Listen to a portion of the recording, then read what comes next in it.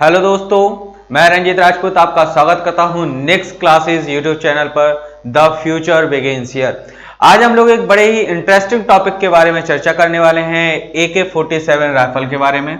आखिर AK-47 rifle है क्या, किस तरीके से काम करती है, कहां पर बनी और क्या इसका लाइसेंस हम लोगों को सामान्य जनों को मिल सकता है या नहीं, इसके बारे में आज हम लोग चर्चा करने वाले हैं। तो चलिए हम लोग स्टार्ट करते हैं अपने क्लासेस को, जो बहुत इंपॉर्टेंट होने वाली हैं। अगर आप लोगों ने अभी तक इसके बारे में नहीं जानते हो तो आज इस क्लास के द्वारा आप लोग इसके बारे में जान सकोगे।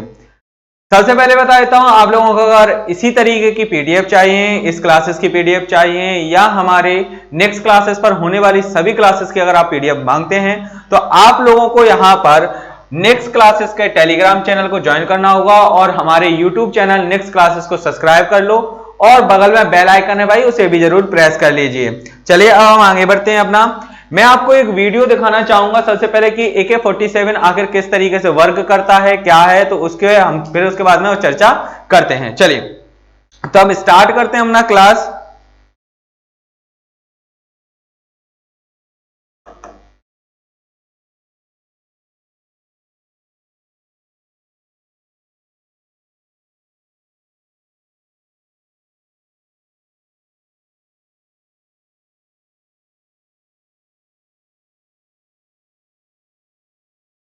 यहां पे लिखा है, आप जैसे देख पा रहे होंगे, हाउ एन AK-47 वर्क, यानी ये किस तरीके से वर्क करता है उसके बारे में भी यहां पर पूरी वीडियो में दिखाया गया है।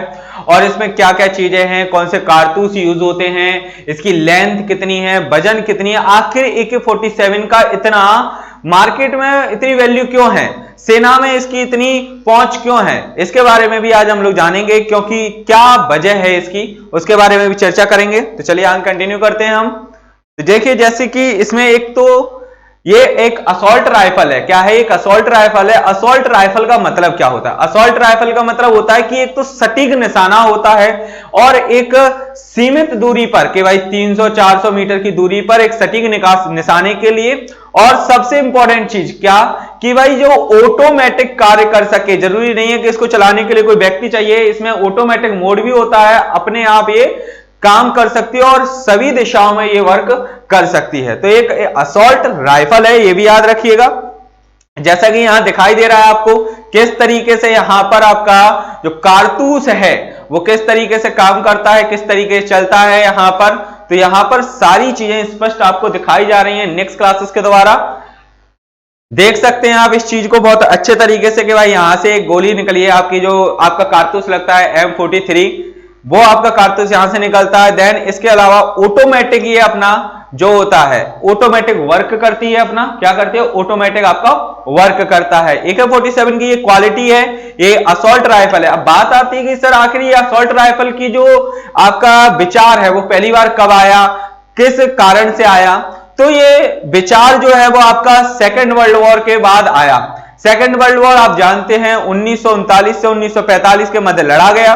उसके बाद में ही ऐसी राइफल्स का विचार आया। आखिर क्यों आया ऐसी राइफल्स का विचार, क्या वजह थी, उसके बारे में भी हम चर्चा करेंगे। जैसा आपको वीडियो में स्पष्ट हर चीज दिखाई जा रही है कि भाई आपका AK-47 किस तरीके से वर्क करता है। तो ये पूरी कंप्लीट वीडियो है जिसमें ये ऑटोमेटिक आप देख रहे होंगे जिस तरीके से ये ऑटोमेटिक वर्क कर रहा है। ये एक असॉल्ट राइफल की क्वालिटी होती है, ध्यान रखिएगा। क्लियर? तो देखिए ये उसका आपका पिक है, इसमें ये M43 जो आप देख रहे हो, M43 क्या है, आपके ये कारतूस लगे हुए हैं इसमें। यहां पर ये आपके ऑटोमेटिक सिस्टम आपका यहां पर लगा हुआ है कि भाई ये ऑटोमेटिक वर्क करती है। क्लियर?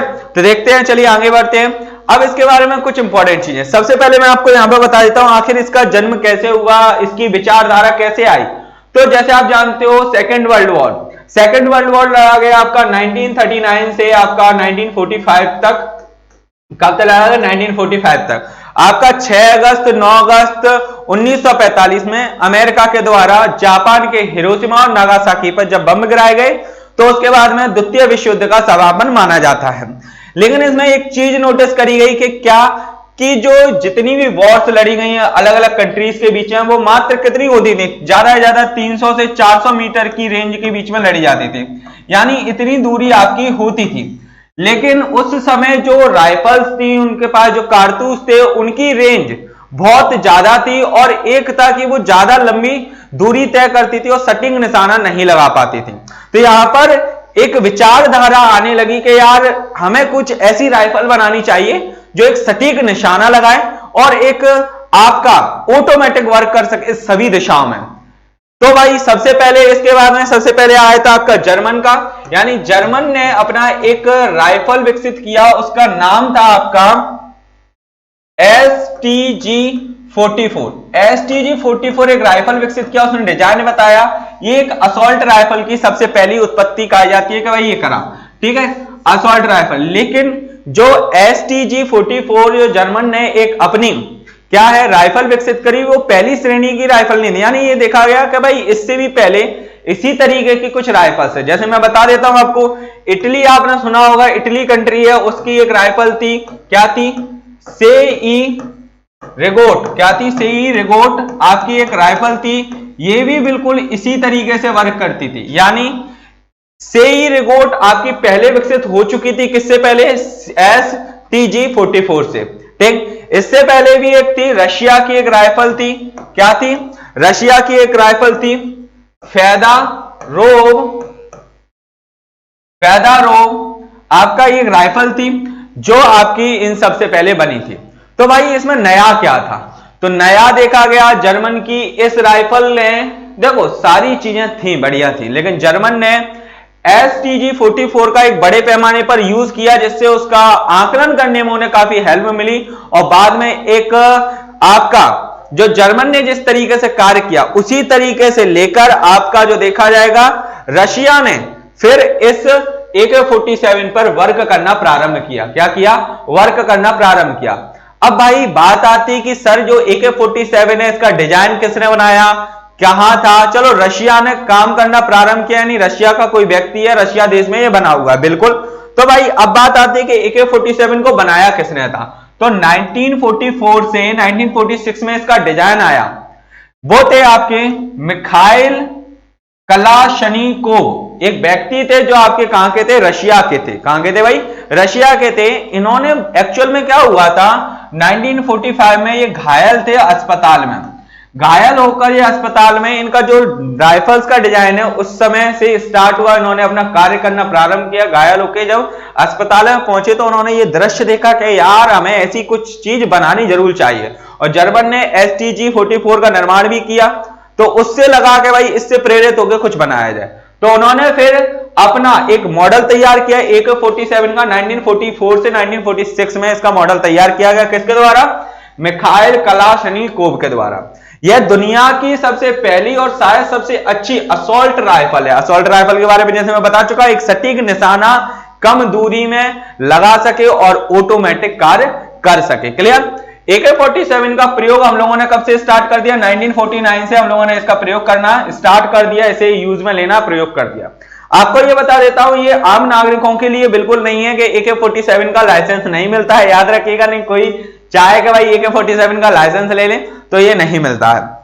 अच्छा, AK-47 से मेरे को एक चीज और याद आती है, आप लोगों को पता होगा एक बुलेट प्रूफ हेलमेट बना हुआ है। क्या बना है, बुलेट प्रूफ हेलमेट बना हुआ है।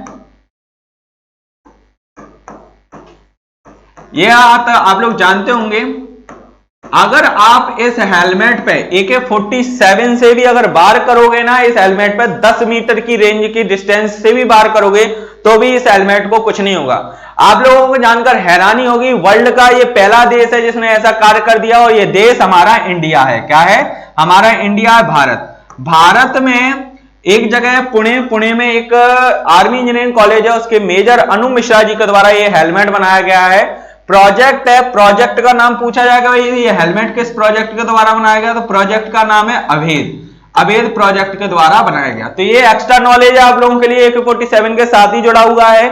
ठीक, अब देखो इसमें जो कारतूस यूज होते हैं वो होते हैं M44। ये आप देख रहे हो, ये कारतूस हैं आपके M43 आपके कारतूस हैं। ठीक है, यहां पर मैंने पिक लगा दिया ताकि आपको परेशानी ना हो। इसका ये रहा मिलीमीटर, इसका कितना सा है, 7.62 × 39 मिलीमीटर इसका क्या है आपका, ये आपका साइज दिया हुआ है इसका। क्लियर। इसके अलावा अगर हम बात करें कि AK-47 का जो वजन है वो कितना है, ये इसकी क्वालिटी है। क्या वर्ल्ड में ये जब स्टार्टिंग में आई तो इससे हल्की राइफल कोई नहीं मिली, और जो सेना में यूज की जाती हो, असॉल्ट राइफल हो, सभी जगह निशाना साध सकती है, इतनी बेहतरीन। कितना है? मात्र 4.3 kg। कितना? 4.3 kg। अगर मैगजीन खाली है तब, कारतूस लगे होते हैं तो थोड़ा सा वजन इसका बढ़ जाता है, ध्यान रखिएगा, पर मैगजीन खाली मैगजीन के साथ में आपका क्या होगा? 4.3 kg। इससे हल्की राइफल नहीं बनी थी अभी तक, ध्यान रखिएगा। इसकी जो लंबाई है वो है 870 मिलीमीटर यानी 34.3 इंच के करीब, लकड़ी के पुष्टे सहित। यानी आपने इसमें एक चीज देखी होगी, देखिए मैं आपको दिखा देता हूं। यहाँ पर लास्ट में ये लकड़ी का पुष्टा लगा होता है। क्या लगा होता है भाई? इसमें लकड़ी का पुष्टा लगा होता है, तो ध्यान रखना है, क्लियर। इसके सहित में इसकी ये लंबाई है, ठीक। इसका कारवाहक गैस चालित है और घूमता वॉल्ट है। क्या है? ये गैस के ऊपर चलती है, यानी गैस के हिसाब से वो आपका चलती है, ठीक है। इसका फायर रेट क्या है? एक बार में 600 राउंड दाग सकते हैं, यानी 600 आपके क्या दाग सकती है भाई? कारतूस दाग सकती है, ध्यान रखिएगा। रेंज कितना है? 100 से 800 मीटर तक आपका इसका रेंज रहता है। क्या रहता है इसका? 100 से 800 मीटर तक का रेंज रहता है अधिकतम, तो इससे ज्यादा ये ज्यादा लंबी दूरी तय नहीं कर सकती है। तो आई होप आपको आज का लेक्चर पसंद आया होगा। ये था आज का हमारा लेक्चर, जो रहा था आपका किसके ऊपर? AK-47 के ऊपर। अगर पसंद आया हो तो लाइक कीजिएगा, शेयर कीजिएगा, और भाई सब्सक्राइब जरूर कर रहे हैं नेक्स्ट क्लासेस यूट्यूब चैनल को। इसी तरीके के बेहतरीन वीडियो आपको हमारी टीम के द्वारा यहां पर प्रस्तुत किए जाएंगे, और आपको बेसिक नॉलेज जो होती है हर चीज के बारे में दी जाएगी। Thank you all of you and take care बच्चों।